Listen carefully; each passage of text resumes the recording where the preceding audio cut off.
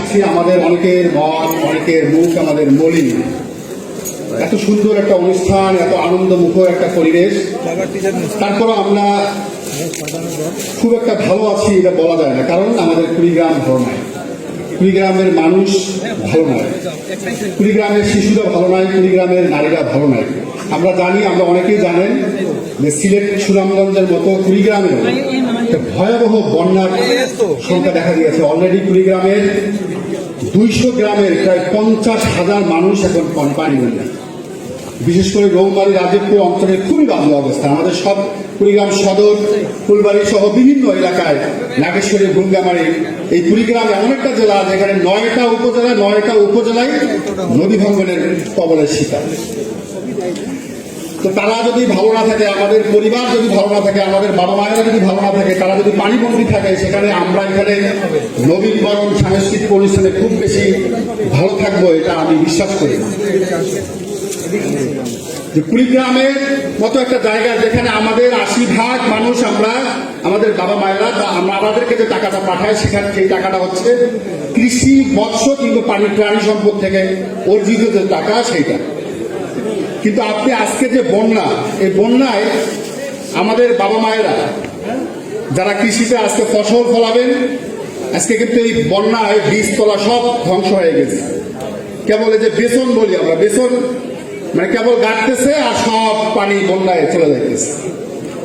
আজকে আমাদের কুড়িগ্রামে যারা মাছ চাষ করেন, মাছের প্রজেক্ট অনেকের আছে, আমাদের বাবা মার অনেকের চাচা চাচি অনেকেই আছে। আমাদের যে মাস শেষে আমরা টাকাটা তাদের কাছ থেকে নেই, হয়তো সেই প্রজেক্টের আয় থেকে তারা দেন, কিন্তু সেই মাছগুলো আজকে এই বন্যার পানিতে সব ভেসে যাচ্ছে, সবকিছু অন্য জায়গায় চলে যাচ্ছে। আজকে সামনের কোরবানি ঈদকে ঘিরে আমি আজকে আমাদের কুড়িগ্রাম প্রতিনিধি একটা রিপোর্ট করছেন যে কুড়িগ্রামে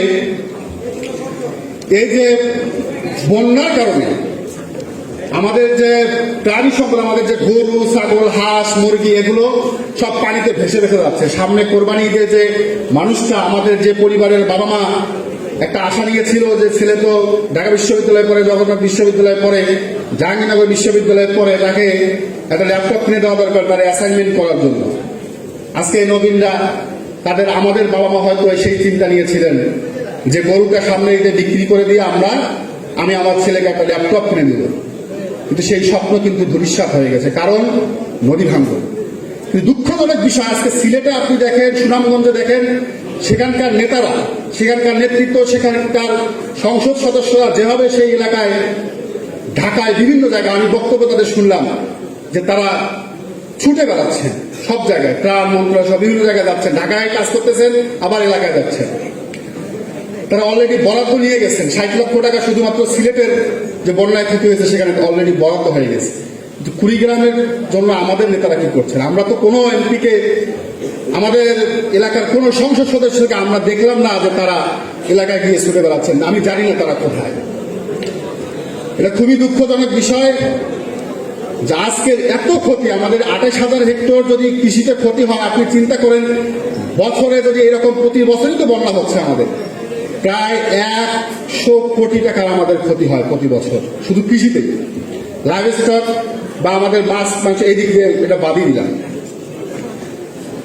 এরপরে আসেন আমাদের কুড়িগ্রামে ইকোনমিক জোন একটা হওয়ার কথা, আমাদের কর্মসংস্থান, আমাদের যে কৃষিভিত্তিক কর্মসংস্থান, ইকোনমিক জোন একটা হওয়ার কথা। মাননীয় প্রধানমন্ত্রী 2015 সালের 15 অক্টোবর ঘোষণা দিয়েছেন আমাদের কুড়িগ্রাম সরকারি কলেজে। এই কথাটা আগেও বলছি, এখনো বলতে হয় যে সারা বাংলাদেশে 100টা ইকোনমিক জোন হবে, তার একটা মাননীয় প্রধানমন্ত্রী নিজেই বলছেন যে কুড়িগ্রামে করা হবে, কিন্তু সেই ইকোনমিক জোনের জন্য আমাদের জমির অভাবে আমরা সেটা এখনো করতে পারতেছি না। ইকোনমিক জোনটা হলে সেখানে 50,000 থেকে 1 লাখ মানুষের কর্মসংস্থান সেখানে হবে। আমাদের নেতৃত্ব কি করছেন আমি জানি না। অনেক জায়গায় মিরসরাই, আমাদের যমুনা পার হয়ে কুড়িগ্রাম যাই, আপনারা বাম দিকে তাকাইলে দেখবেন যে সিরাজগঞ্জে ইকোনমিক জোন হচ্ছে, গাইবান্ধা অলরেডি অনুমোদন হয়ে গেছে, সেখানে কাজ শুরু হচ্ছে। কিন্তু দুঃখজনক বিষয় যে কুড়িগ্রামে আমাদের মাননীয় প্রধানমন্ত্রী প্রজেক্ট দেন, প্রকল্প দেন, কিন্তু সেগুলোর কোনো বাস্তবায়ন নাই। আজকে Sheikh Russel IT training institute and incubation centre, যেখানে 20,000 তরুণ ইয়াং, আমাদের কুড়িগ্রামে যারা, আমাদের ছোট ভাইরা যারা কুড়িগ্রামে পড়ালেখা করছে কষ্ট করে, তারা সেখানে ট্রেনিং নিয়ে তাদের কর্মসংস্থানের ব্যবস্থা হবে। সেখানে 64টা জেলায় এই প্রজেক্টটা হয়েছে আইসিটি মন্ত্রণালয় থেকে। দুঃখজনক হলো 31টা জেলায় হয়ে গেছে এই প্রজেক্ট প্রায় সম্পূর্ণ, কিন্তু কুড়িগ্রামের নামটা সেখানে নাই। এরকম অনেক কিছু আছে, আমি জানি না এটা কিসের দুর্বলতা। আমরা যে দরিদ্র বলে, আমি তো মনে করি যে আমাদের সবচেয়ে বড় দরিদ্র হচ্ছে আমরা নেতৃত্বের দরিদ্র। আমাদের সবকিছু আছে, আমাদের কি নাই, আমাদের রিসোর্স আছে, সবকিছু আছে, কিন্তু এগুলার মোবিলাইজেশন কিভাবে করতে হবে সেটার জন্য কোনো কথাবার্তা উচ্চ পর্যায়ে কারো আমরা শুনি না। তা আজকে এখানে যারা নবীন আছেন, আজকে এখানে যারা আমাদের এখানে একজনের কথা আমার বলতেই হয়, সম্মানিত ম্যাম এখানে আছেন, নূরজাহান ম্যাম, উনি পাবলিক সার্ভিস কমিশনের একজন সদস্য, পিএসসি। ম্যামের ব্যাপারে আমি অনেক শুনছি অনেক জায়গায়, তার এত আন্তরিকতা, তিনি ডেকে ডেকে মানুষকে বলেন যে তোমাদের বাসা উঠুনি উত্তরবঙ্গে, কুড়িগ্রামে, রংপুরে, তোমরা কেন আসো না আমার কাছে।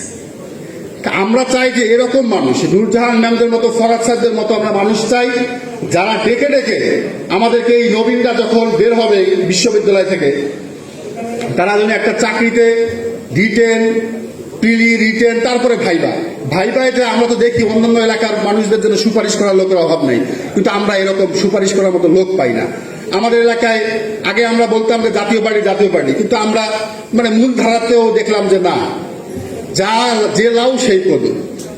এই জন্য আমি মনে করি যে কুড়িগ্রামে অবশ্যই কুড়িগ্রাম নিয়ে আমাদের ভাবা উচিত।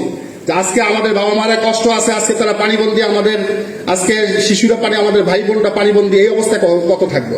আজকে পদ্মা সেতুর মতো একটা ব্রিজ হয়ে গেল, 30,000 কোটি টাকা ব্যয়, কিন্তু যখনই তিস্তা মহাপরিকল্পনা নিয়ে কথা হচ্ছে তখনই কিছু সুশীল দেখি যে এখানে বলতেছে কি যে এখন বাংলাদেশ যদি এই ধরনের প্রকল্প বাস্তবায়ন করে তাহলে বাংলাদেশ শ্রীলঙ্কা হয়ে যাবে। মানে পদ্মা সেতু দক্ষিণবঙ্গে উন্নয়ন হলে সেটা উন্নয়ন, আর আমাদের উত্তরবঙ্গে যদি কিছু হয় সেটা নাকি আবার মানে শ্রীলঙ্কার মতো অবস্থা হয়ে যাবে। আমরা এটা খুবই দুঃখজনক বিষয়।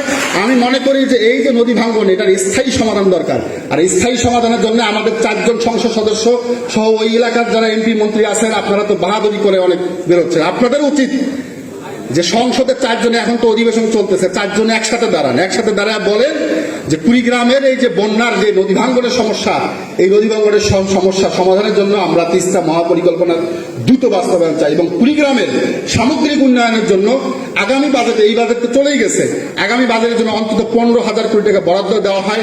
এটা যেন আমাদের মাননীয় সংসদ সদস্যরা একটু বলেন। আপনারা বলেন, দেয় না দেয় পরে দেখা যাবে। আমার মনে হয় না যে আপনারা বললে মাননীয় প্রধানমন্ত্রী দিবেন না। মাননীয় প্রধানমন্ত্রী তো নিজেই বলেন যে আমরা নাকি চাইতে পারি না। আমি সবার প্রতি অনুরোধ জানাবো যে আমরা পড়ালেখার পাশাপাশি নিজেরা একটি এলাকা নিয়ে যেন ভাবি, এলাকার মানুষদের নিয়ে ভাবি, এই আমাদের যে শেকড়কে যেন আমরা ভুলে না যাই। আমরা কেউ উপরে উঠলে আসলেই নিচে আর টাকাই না, খুবই দুঃখজনক। আমাদের কৃতি সন্তানের অভাব নাই, কিন্তু আমি চাই যে নূরজাহান নামের মতো, আমাদের ফরাদ স্যারের মতো কৃতি সন্তানরা তাদের আরো বেশি তৈরি হোক, তাদের মতো এলাকার প্রতি ইজম যেন তৈরি হয়। আমরা একটা জায়গায় একটা কেউ মন্ত্রী বা কেউ একটা বড় পদে গেলেই মনে করে যে সারা ঠিক আছে, আপনি সারা বাংলাদেশ নিয়ে কাজ করেন, কিন্তু কুড়িগ্রামের প্রতি যদি আপনার মমত্ববোধ না থাকে, আপনাকে কেন ভাই একটা কারণে তো আপনাকে কেউ কিছু বানাইছে, তো সেই আপনি এলাকার জন্য কিছু করবেন, সেটা তো আপনার অবশ্যই করতে হবে। সেটা যদি না করেন, আপনি সারা বাংলাদেশের জন্য কি করতেছেন সেটা তো দেখার বিষয় না। তা আমি মনে করি যে এই যে কুড়িগ্রামের প্রতি ইজম, সেটা আরো বেশি বেশি তৈরি হোক, আমাদের মধ্যেও তৈরি হোক। এখানে অনেকেই একসময় সচিব হবেন, ডিসিএসপি হবেন, আমরা যেন শেকড়কে ভুলে না যাই, সেই আহ্বান জানাবো। সবাই ভালো থাকবেন, সুস্থ থাকবেন। আসসালামু আলাইকুম।